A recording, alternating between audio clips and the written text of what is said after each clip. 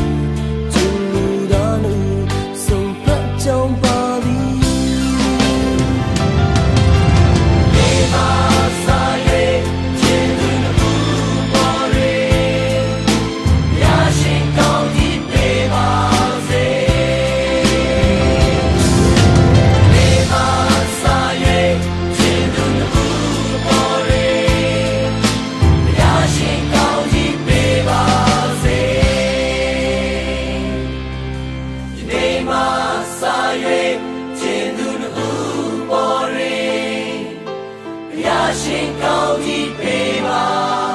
စေဒီနေ့မှာစာ၍